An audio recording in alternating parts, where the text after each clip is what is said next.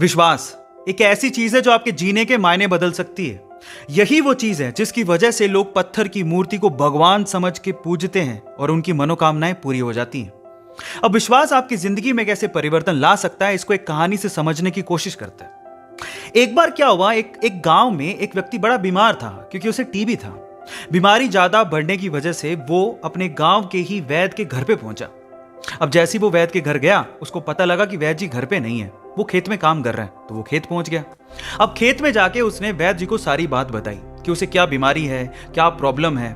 वैद्य जी ने सारी बीमारी जानने के बाद उसे दवाई लिख के देने की कोशिश करी, लेकिन खेत में ना पेपर था ना पेन।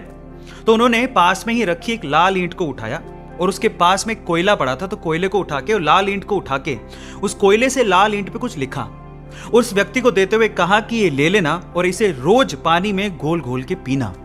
अब प्रॉब्लम यह थी कि वो व्यक्ति अनपढ़ था, वो वैद्य जी की बात को ठीक से समझ नहीं पाया, लेकिन वो उस ईंट को लेके घर चला गया और 3 महीने बाद वापस लौट के वैद्य जी के पास आया और कहता है कि वैद्य जी, आपके द्वारा दी गई दवाई से मैं आधा तो ठीक हो चुका हूं। अगर आप मुझे वो दवाई दोबारा दे दें तो शायद मैं पूरा ठीक हो जाऊं।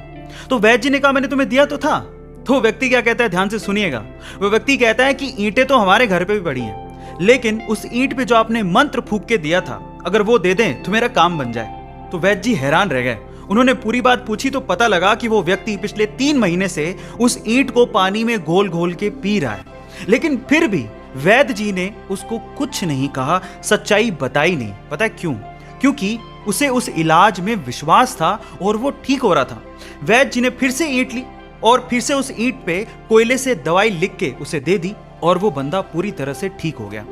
अब आप लोग कहेंगे कि कैसे बच्चों वाली कहानी है, नहीं, लेकिन यहां पर समझने और सीखने लायक बहुत सारी चीजें हैं। यहां सीखने लायक बात यह है कि दवाई लेने के साथ साथ आपको इस चीज पे भी विश्वास होना चाहिए कि इस दवाई को लेने के बाद मैं पूरी तरह से स्वस्थ हो जाऊंगा, तभी आप उस प्रॉब्लम से बाहर निकल पाओगे।